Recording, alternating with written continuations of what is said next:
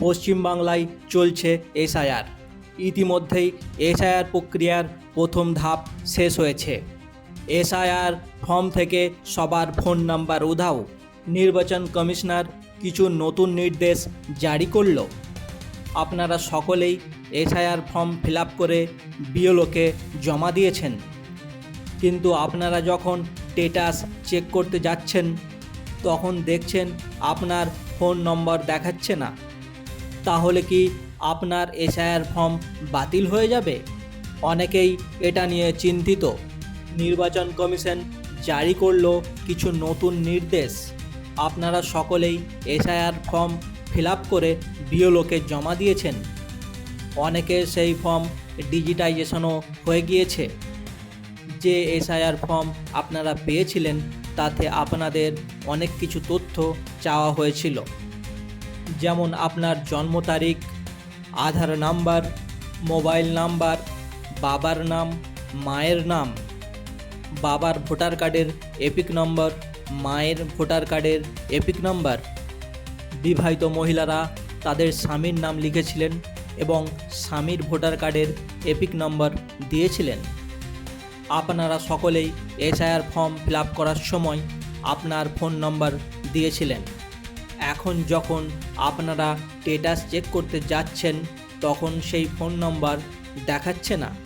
অনলাইনে দেখতে পাবেন শুধুমাত্র এই যে আপনার এসআইআর ফর্মটি সাবমিট হয়েছে। বিএলওরা আপনার মোবাইল নাম্বারটা আপডেট করেনি। আপডেট না করার কারণ কি? নির্বাচন কমিশন জানিয়েছেন, অনলাইনে আপনার ফোন নম্বরটি না দেখালে বা ভুল দেখালে অনেকেই ভাবছেন যে তাদের ফর্মটি বাতিল হয়ে যাবে বা তাদের বাড়িতে নোটিশ আসবে, কিন্তু বাস্তবতা হলো তেমন কিছু ভয়ের কারণ নেই। নির্বাচন কমিশনার জানিয়েছেন, এসআইআর ফর্ম ভেরিফিকেশন অফিসারদের কাছে ডিজিটাল ডাটার চেয়ে আপলোড করা এসআইআর ফর্মের ওপর আপনার ছবির ওপর বেশি গুরুত্ব দেয়। ছবির তথ্যের সাথে আপনার স্ট্যাটাস মিলিয়ে দেখা হয়।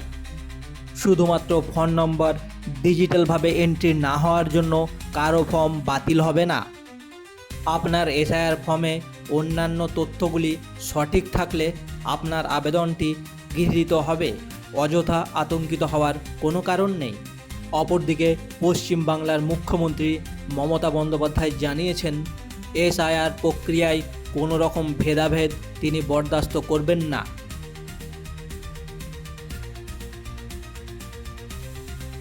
এসআইআর প্রক্রিয়ায় কত নাম থাকবে আর কত নাম বাদ যাবে এই নিয়ে মন্তব্য করতে নিষেধ করেছেন দলীয় নেতাদের।